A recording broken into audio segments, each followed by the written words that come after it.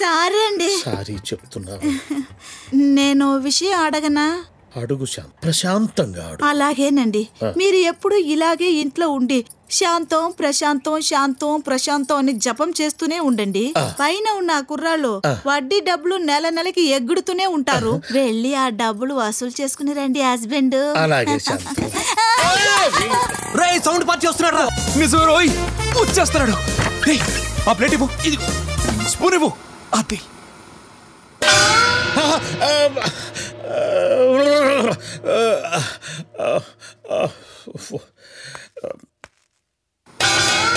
అమ్మో అమ్మో